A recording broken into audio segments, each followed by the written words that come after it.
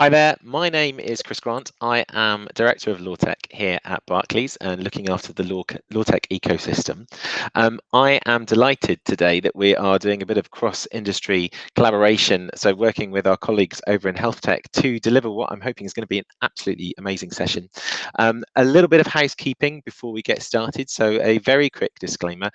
Please, whilst you are watching this, keep in mind that everything you are hearing is just generally information to help support any decisions that you may be making. Your business is very unique, and you need to take careful consideration when taking on board any of the information that we're providing, and do your own research to think about how it could be directly impacting what you do and the decisions that you make. Without further ado, let me hand over to Dawn, who will give us an intro into today's session. Thank you, Chris. And just want to say welcome and thank you to everybody for joining us today. So I'm Dawn Carhart, I'm the Health Tech Manager at Eagle Labs, and I'm really looking forward to introducing you to Claire Jacques, Senior Associate at Taylor Vinters. Claire will shortly be joining us to talk around driven patient data in health tech. But firstly, I want to give you an overview of Eagle Labs. So if you're not familiar with Eagle Labs, with a growing number of Eagle Labs across the UK, our focus is to help accelerate UK scale-ups, promote collaborative innovation across the entire ecosystem, and enable access to and training on new and emerging technologies. We have 26 Eagle Labs across the UK, so this ranges from all the way to Aberdeen, all the way down to Bournemouth and beyond. There isn't just health tech in our industry programming. Our reach is sort of wider than our physical network, and we have peers, mentors, partners, and experts who can help you achieve your business ambitions. Just to give you a bit of context, we have other industries such as agri-tech, energy tech, game tech, and law tech, which Chris has just kindly introduced himself on. In regards to health tech, we have 361 health tech startups which I support daily with mentoring and various other support in scaling their businesses. We have 660 co-residents within our Eagle Lab network, and we have raised so far 1.1 billion in funding as a collective. We also have 38 innovation partners across Eagle Labs that have helped us to do this.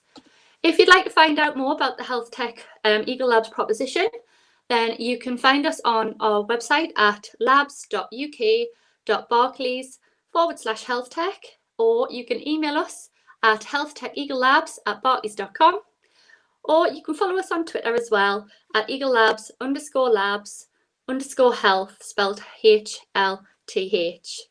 I'd like to now introduce you all to Claire Jacques, who's going to talk to us around driven by patient data in health tech. Thanks for your time. Okay, thanks very much, Dawn, and hi everybody. So I'm going to talk to you all about how to get privacy right in digital health. Now, this isn't going to just be a legal talk. I think what I really want to bring out today is the balance that you're going to be needing to strike between really generating value for your business, generating value in that data, and also protecting personal data. So I think we really want to start with setting the scene in that we've had an absolute explosion of technical innovation in the last few years. And I think digital health is a prime example of that. Also, as you can see by the noise and furore around the COVID app, digital health is also becoming increasingly important to society. So we have that really in the forefront of our minds. At the same time, the regulators, the EU regulator, the UK regulator, the ICO, are commentating and providing lots of guidance and really setting a high bar about how you protect personal data. And those savvy consumers, of which we're all one, also have much higher expectations. So really, when we bring this back to digital health, the challenge that we lay the gauntlet for is if you're creating a digital health app and you're expecting users to share personal data, even sensitive personal data, is this actually going to conflict with this legislation? So I think I want to start off by saying that data protection law and the regulator is actually very flexible. You know, it is not a barrier to doing new things in new ways. But what you need to know is understand that it's a gate to pass through. And I think what I want to do today is to talk you through how you pass that gate and kind of find a way to navigate the law so that it supports you and finds value. I think the key requirement is the way in which you're going to take responsibility for how to use personal data and show this to your data subjects. So what are we going to cover today? So I'm going to start off really giving you an introduction to some of the key concepts. I have no doubt that some of you are familiar with these already, but I just kind of want to bring out some specifics, because if you have a foundation of understanding, that's going to really help your compliance and really help you take a risk-based approach. The next thing I want to do is just take you through some of the key rights that individuals have over their personal data. Rights and have that control, that's really going to help build trust. And then I think finally, rather than take you through all the detail of the legislation, what I've put together for you are 10 key criteria that you can kind of hold in your mind so that you're able to build value in that data and also stay compliant at the same time.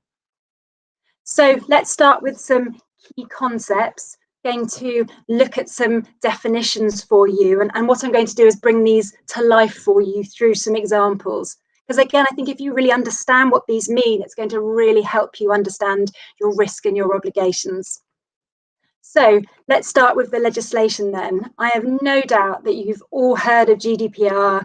It came into place over 2 years now with much fanfare and noise, and the media were having a field day about it. But anyway, it's EU legislation. It creates the framework for data protection. And then there are a few blank spaces for countries to set their own age limits or exemptions. So in this country, it's the Data Protection Act 2018.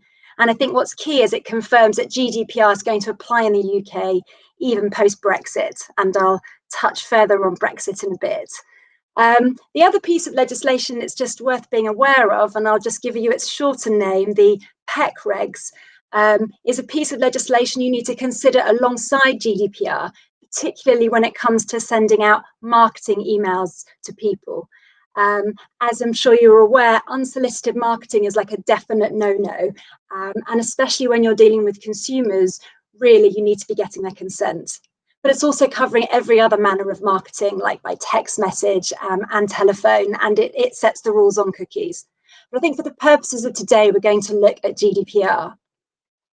So the all-important question that I often get asked is GDPR, is compliance with this legislation going to change come the 1st of January? So obviously we have an awful lot of uncertainty come the 1st of January. So perhaps I can at least put your mind at rest a bit in terms of talking about what's going to happen in relation to GDPR. So firstly, the easy bit. Because we've adopted the legislation, the UK government has confirmed that GDPR will continue to apply, and transfers of personal data to the EEA will just continue as before. I think what's different now, though, is transfers of data that are coming in the other direction. Because actually what needs to happen is, because the UK sets outside of the protective umbrella of the EEA, then what it has to do is show that it's a country that has the adequacy measures in place. Now, I'm not quite sure whether this is a political decision or not, but at the moment the EU are holding their counsel as to whether or not the UK reaches that threshold of adequacy. So we've got to look out for that. But in the absence of that adequacy, I think what you really need to know is that there's another safeguard that you can use. It's called the standard contractual clauses, which is not particularly imaginatively entitled, but there are some additional clauses that you can include as a side letter, for example. And if you have those in place, then you can do the transfer from the EEA back to the UK. I think I also just wanted to touch on one other relevant legal decision lately, which is to do with transfers from the UK to the US. So this isn't Brexit related, But basically, there's an Austrian privacy rights campaigner, Max Schrems, who's been on a bit of a crusade over the last few years. But anyway, the European Court has held that because of the surveillance measures in the US, that the current agreement, data transfer agreement in place, which is the Privacy Shield, is no longer valid. So yes, the Privacy Shield is dead. Long live ? So there could be a small matter of a presidential election outcome that we're waiting for to find out what will happen next. But in the meantime, for your transfers of data to the US, you can also rely on those standard contractual clauses. Okay, so we can kind of move away from politics and just kind of go back to some basics briefly.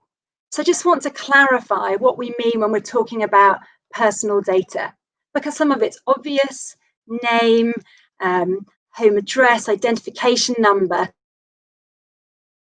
and some of it's less obvious. And again, this is about the type of technologies that we use. So now location data or an online identifier, such as an IP address, is now personal data.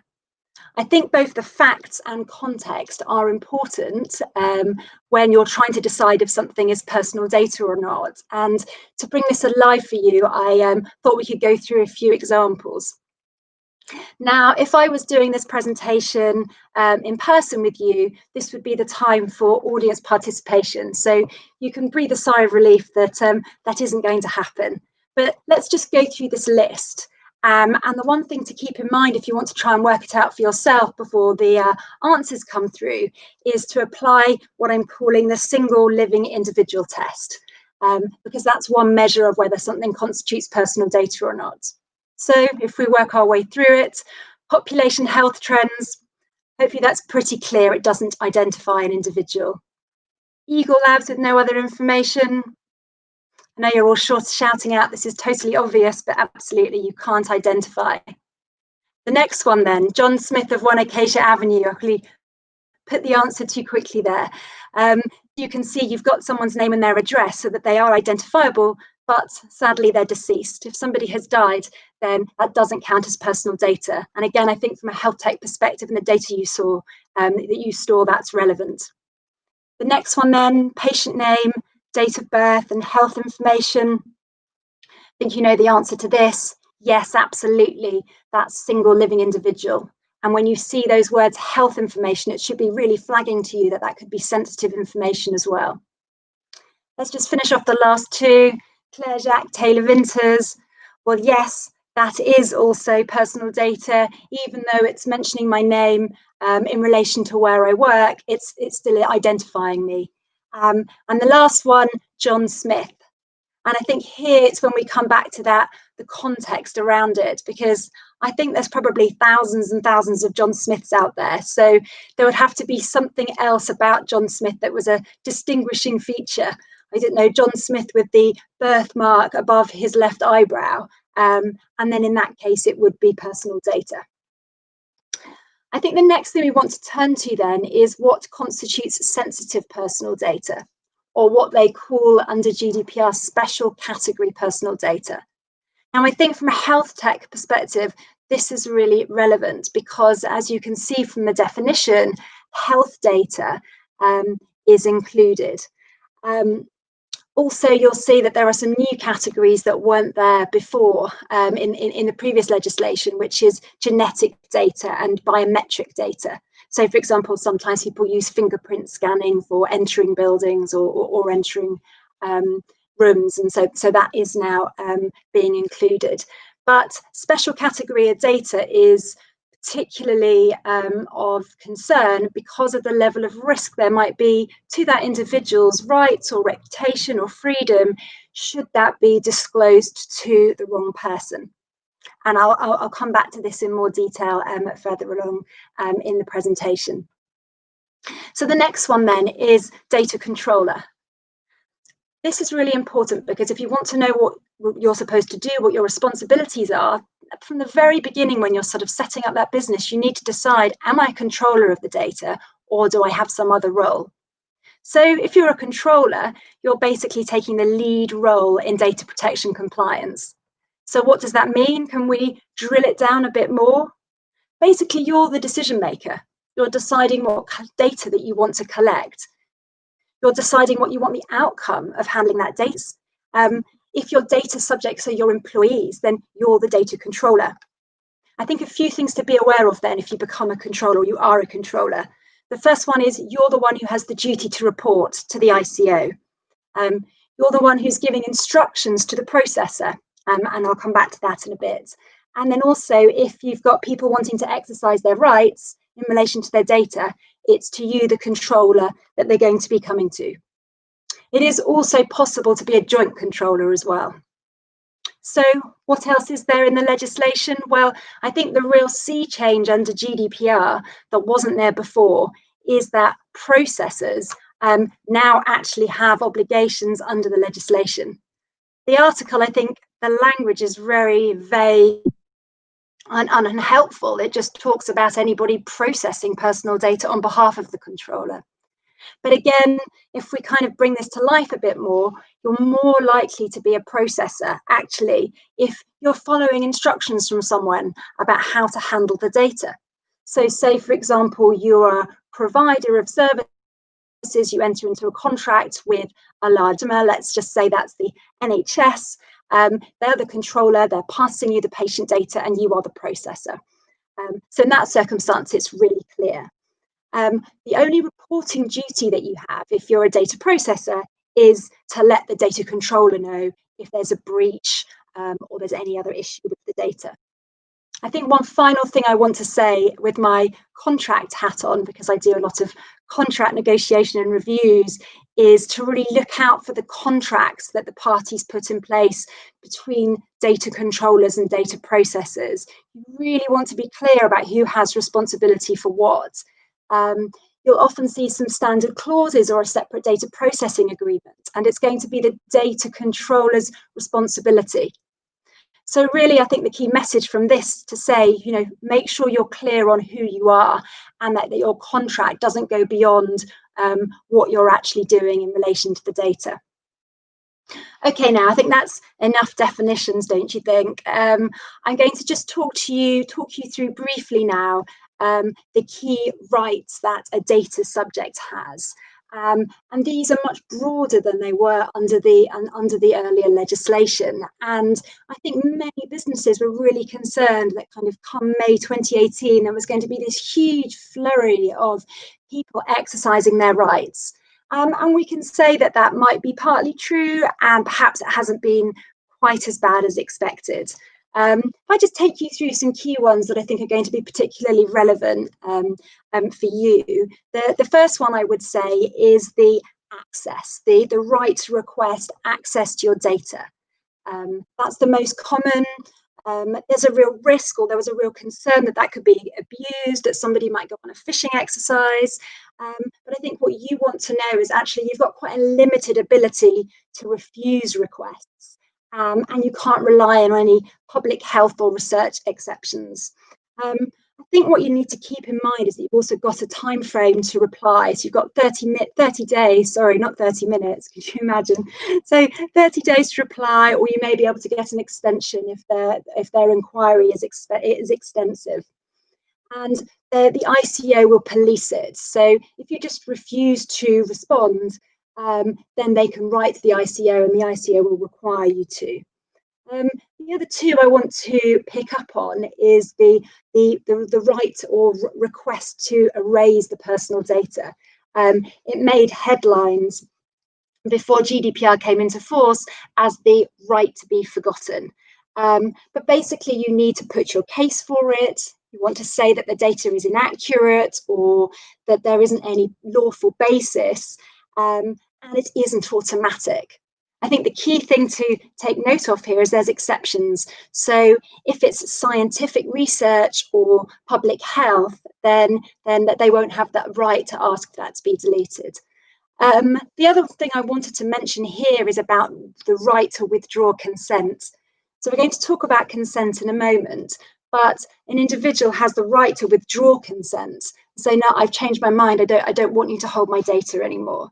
And so if that's the basis that you've relied on to process the data, then it's game over. You can't come up with another reason.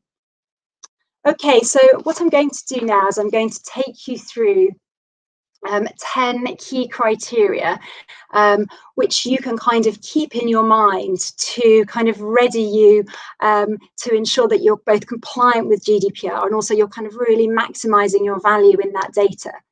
Now, the GDPR has these principles that are up on your slide, but I thought rather than take you through what the requirements of the legislation are, I think we really want to have a look at them from a kind of context of digital health.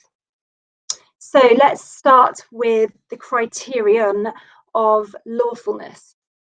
And so the very first thing that you have to do when you're going to collect this data is you've got to be able to give a legal reason for why you're going to handle it. So what I've just done on this slide is I've set out for you the list of different lawful bases that you're going to be looking at and which you'll be selecting. So on the left-hand side where it says personal data, you'll be selecting one from there. And the ones to look out for, and we'll come to in a bit, are consent, legitimate interests, and in the public interest. So keep an eye on those. If, though, you're processing special category data, so that health data that I mentioned, then you're not only having to collect a lawful basis from the first column, you've also got to select one from this column as well. So again, the ones I want you to look out for, if you look through that list, is that the processing is necessary for public interest in public health and also scientific research. And the reason I'm taking you through them is you're going to really need to be able to document and defend your reasons for why you're processing the information. So again, if we're thinking about this from a digital health perspective, which ones should you be going for?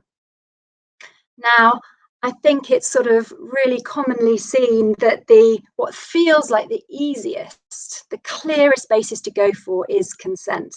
And in fact, if you look on the apps that are out there, consent often is the basis that the app provider is going to use. But I think what I really want to kind of ram home today, that I would not assume that actually consent is always the appropriate basis in the health context. So why is that? I think the first reason is that, consent needs to be informed and freely given. So just to give you an example of a clinical trial, for example, what if the person going for the trial, it's their glimmer of hope that this is going to make a difference for their life-threatening condition? Could you really say in this instance that the consent has been freely given? And then the other question you have to ask yourself is practical, because if you seek consent, then that can be withdrawn at any time. Actually, are you going to be able to delete all that data once your data subject has asked for it back? So I think if we kind of have a look out there, the guidance that's been given by the regulator, and also what the apps are doing at the moment, if we look at the COVID app that's been launched, and also the King's College symptom tracker app, you'll see that actually they're taking quite different approaches. Because if you have a look at the NHS Track and Trace app, I'm sure you've all got it downloaded on your phones, but actually they've got a really detailed privacy notice, and what it sets out is the purpose for which the data is being used, but also what the lawful bases that they're relying on. And actually, it isn't consent. What it is relying on the lawful basis that's necessary for performing a task carried out in the public interest. And also for the sensitive personal data, they're relying on the lawful basis for scientific research purposes. So I think those are the two criteria that you also want to be holding in your mind.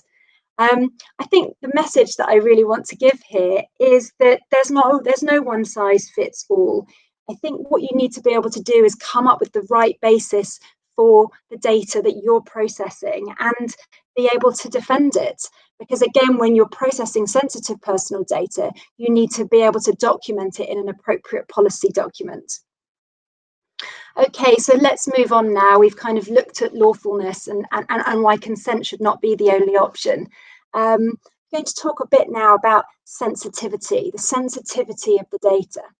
And I think it's quite clear when we're talking about digital health and we're talking about health data, then actually it's going to involve processing of special category personal data. So as I've said, it's not just about choosing what lawful basis that you have. It's not just even about documenting it and being able to defend it. Actually, you need to be thinking about how serious it might be if there's a breach of that data, if it gets out into the public arena. So I was just reading in the news a few days ago about terrible data breach in Finland, where the psychotherapy records were hacked and stolen from a practice, and they were circulated all over publicly on the internet. So you can kind of imagine what kind of fallout, what kind of impact that would have for the individuals who are affected. So I think you're going to really need to make sure that you've got appropriate security arrangements in place. We know also that the ICO take breaches of security where we're talking about sensitive personal data really seriously.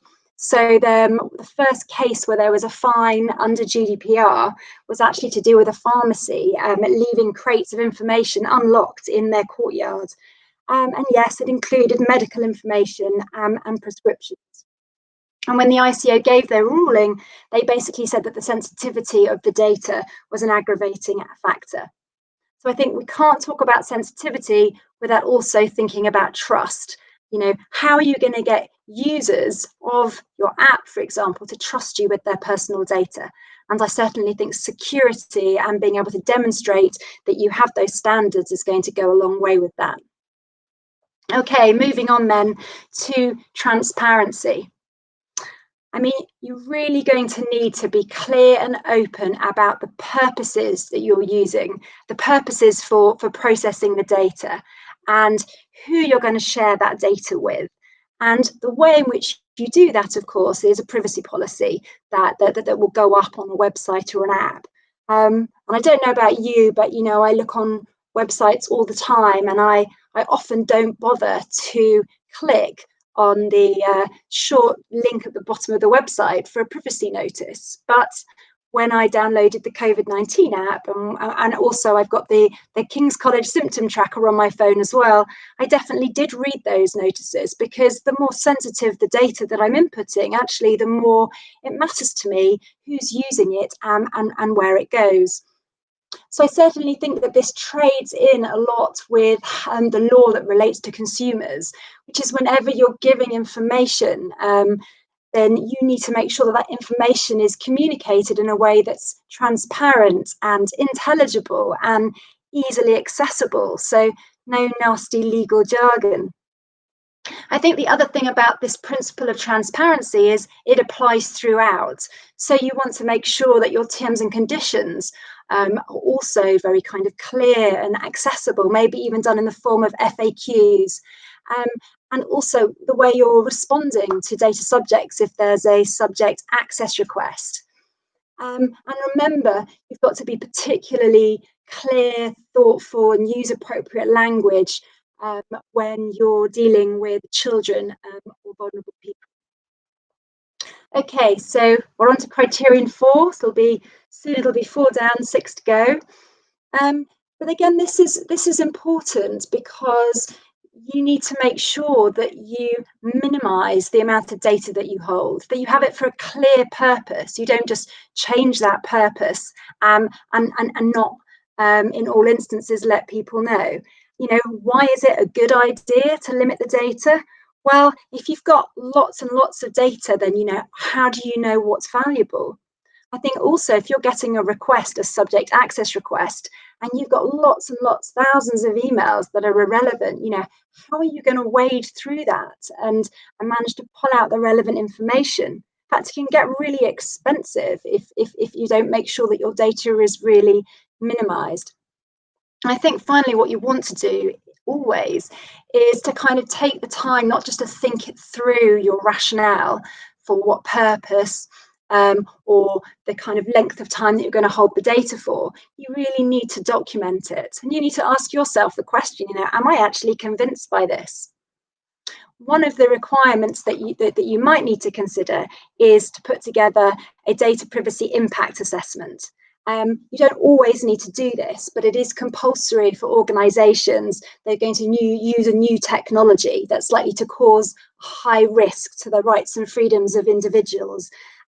It's particularly relevant where you're profiling individuals or you're just dealing with health-related data at scale. Again, the reason for this is that you're analysing the technology and you're determining how to make it GDPR compliant. Okay, so moving on to security then. I mean, really, when you're considering the sort of what they call the technical and organisational measures that you need to take, you need to be having the right level of security that is appropriate to the data you're gathering. So you're really needing to assess the sensitivity of that data and also the risk of breach. I mean, I think it's fair to say that health data is really likely to be sensitive. So clearly there needs to be a balance between the cost and effort of extra security and also the consequences of breach. Now, you are probably already aware, but one of the reporting requirements for the data controller is to notify the ICO within 72 hours or, within that time frame, as soon as they become aware that there's been a breach, if they consider that it's going to cause a risk to the rights and freedoms of individuals. So again, you've got a judgment call there, but we know that the higher the sensitivity, the higher the volume of data, you're going to have to be on the phone, you're going to have to be contacting the ICO. You'll have a look, if you have a look on the ICO's website, and some of their enforcement decisions, what you'll see is that they frequently refer to security and they're sort of the expectation they have of organisations. So I would say the good news is that they're not expecting startups to have lots of money from the get-go to be investing, for example, in ISO accreditation, although of course that might be a good idea at some point to show a sort of high watermark. But they are going to expect tech startups to have expertise. So don't let being small be the reason why you need to not take security seriously. I think final thing to mention when it comes to security is if you're dealing with the NHS and NHS patient data, then they also have their own data security standards, which you'll be expected to follow. Okay, the next thing we're going to come to is anonymisation. And I get lots of clients who talk to me and say, it's okay, we don't need to comply with GDPR because all of the data is anonymised. So I think partly that's true, that anonymised data is not personal data for GDPR purposes. But I think what we need to be clear on is that you need to make sure that it really is irreversibly preventing re-identification of the data, and that you've got protections in place that prevent that. Because if you haven't, then it's still going to be personal data. The other option that often businesses go for is pseudonymizing the data. So using a security measure of separating the data so that they can show that they've taken the appropriate measures, but you still need to comply with the requirements of GDPR. I think, again, if you're making a decision that you're truly able to anonymize data, just document it so you can show your justification and the reasons that you've given. The next one is control, and we all know that us citizens, patients, we all like to have control, particularly given that often what a lot of digital health apps do is they give patients the ability to input their own stats, to kind of really feel like they're taking ownership for their own health condition, and that's extremely empowering. What that also means in practice is that the data controller, you have to make sure that not only is that data held securely, but you're allowing those patients, those individuals to exercise their rights. So from the get-go, you need to make sure that the rights are clearly set out in that privacy policy. The other thing you also need to do is make sure you're responding promptly, which I mentioned earlier. Okay, the next one then is cooperation. And as we've talked about, ICO is the regulator.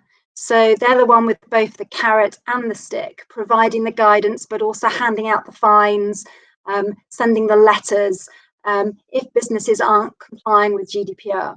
Certainly from my experience of dealing with the ICO, I found them to be very pragmatic, very supportive, advised a client on a data breach, and we contacted the ICO, and they were extremely helpful actually in kind of walking through the steps that need to be taken and helping the client in question to be able to kind of track through the steps that they then needed to take to sort of reduce the fallout of the breach that had happened. So don't think of the ICO as an opponent, maybe partners going too far, but you certainly want to see them as a party who's going to support you. And especially if you notify them straight away when things go wrong, actually their primary concern is to put things right. It isn't just going to be to punish. So I think I sound a little bit like I'm working on the tourist board for the ICO when I kind of mention the live chat function. But certainly when you listen to the reports that are given by the ICO and you read their blogs, they're acknowledging the pressures that are being imposed on organisations. And they've openly accepted the public health importance of an app like the NHS tracing app and the need to keep data protection in perspective. So the next one then is inclusivity. So when we're kind of talking about digital health, then really this is also about the public health and the public benefit of that. So you do want to be asking yourself the question, is my product socially inclusive? If it's enabling someone to download an app, does that restrict other members of society from being able to download it? My 89-year-old mother-in-law refuses and doesn't know how to use a smartphone. And that's not to say that that will be the case for all 89-year-olds, but certainly you want to be thinking about how you bring some of this technology to the elderly. And also you want to think about it from a sort of socioeconomic point of view. And I certainly think that the COVID-19 pandemic is really bringing those social divisions, making that much more of a concern. And again, is there a way for your product then to be truly inclusive that gives everybody the ability to benefit from it? I think it's not just about doing the right thing and about basic unfairness. I think also if your product is not inclusive, then that's also going to impact the public interest legal basis that you might be relying on. So I think there are huge benefits to including it, I think, both on the legal front, but also it's going to make your app more appealing and more trustworthy to users. Okay, so that brings us very neatly to the final one on my list, which is trust. I think it's fair to say that trust is a real issue at the moment. There's not a lot of it around, is there? And do you know that when I got a text message to tell me that the COVID-19 app was ready to download, but when I received it, I was immediately suspicious of it because just 5 minutes earlier, I got a fraudulent text message from somebody purporting to be Vodafone telling me that I hadn't paid my bill. So I'm already suspicious. So I think when we're trying to get buy-in for consumers, then they're really going to only be interested in digital health products that they can really trust, where they can really see the value in uploading their sensitive personal information. So I think the starting point to say is being able to demonstrate that you're complying with data protection law and guidance is a really good starting point to help build their trust. But I think that's just the baseline. I don't think compliance actually is the whole story. I think you need to be clear in the way you're communicating and being transparent in the language that you use, that actually your duty is primarily to the user and to the patient and not just to keeping the regulators happy. How do you do that? Well, I think you just build that in from the get-go when you review your setup. And ask yourself the personal question, would I be happy with submitting my own sensitive personal data? Okay, so to finish up then, and really this comes really from the business to the personal, the Information Commissioner is expecting all of us in our private lives, in our professional lives, to be playing an important role in protecting the personal data held by an organisation. Now, why does this matter personally? Well, there are also criminal offences under the legislation, and regulators are increasingly coming after individuals. So this happened to someone who used to work at the supermarket Morrison's, and they posted employee data online just to cause trouble. Well, they're going to come very hard down on individuals who do that.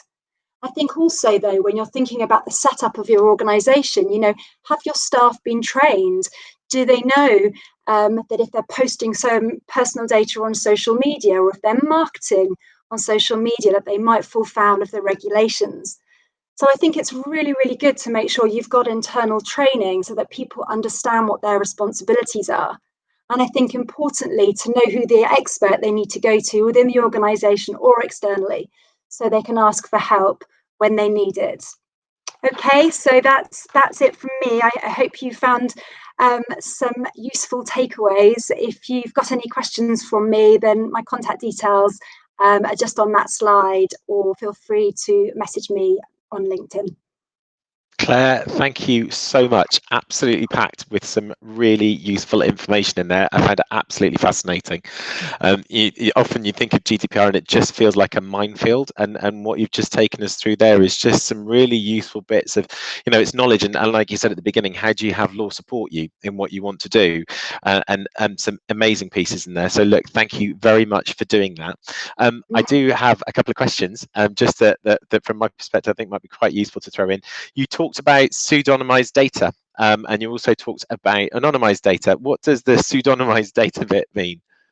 Yes, so basically it's a technical term which involves you just separating out the different components of your data so that you can no longer identify the individual from it. But what you'll have is that you'll have the data set and then you'll have the key. And obviously if you put the two together, then you would be able to identify that person. So you're not anonymizing it. What you're doing is you're taking a technical measure to separate the data, to demonstrate that you're taking care of the security. Perfect. Anonymizing is where you can't put them back together, that you have data that is not possible to link back to an individual. It's just that can be very hard to do. Great. And I think the bit that really resonated for me was at the end when you started to talk around the trust piece, and I think we've all had experience of that through things that have just been popping up randomly on our phones through all of COVID. But looking at those top 10 criteria, and I'm sure that will resonate with a lot of people and those, and certainly developers that are attending the session today, if you could pick two of those criteria that really help with that patient client data trust piece, which ones would you go for? Okay, I mean, always been one to be consumer friendly. And so I think I would start with saying transparency is just so important. I think we know that for ourselves as much as organizations understand this. So being transparent, having privacy policies and documents that are written in a really clear way so people actually understand what you're doing with their information. So I think that's the first one.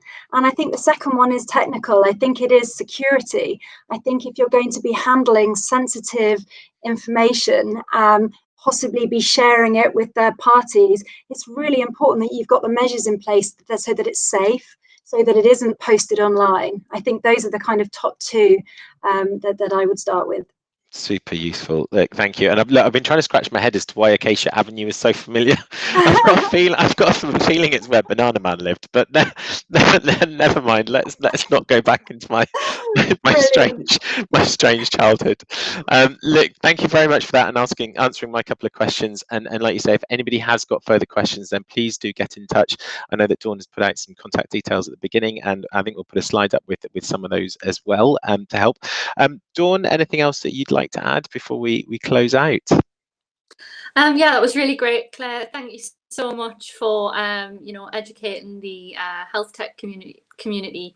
It was really enlightening and very put quite simply, if I may say. And if anyone does have any extra questions, if you just email, like I said at the start, the HealthTech eaglelabs@barclays.com email address, then I can collate these together and share them out with the guests today.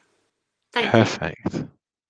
So look, thank you once again to Claire and Taylor Vinters. Really appreciate you doing this for us today, and I think we've all definitely enjoyed it.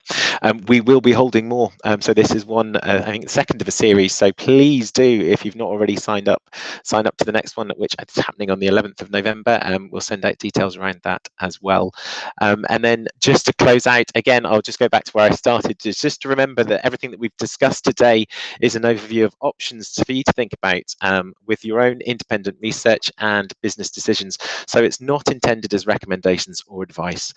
Remember as well that your business has its own individual circumstances, and the statements and views expressed may not necessarily be applicable to your business in its current state. Look, thank you very much, everyone, for joining us today. We've really enjoyed it, and again, thank you very much, Claire. And we'll see you all again soon.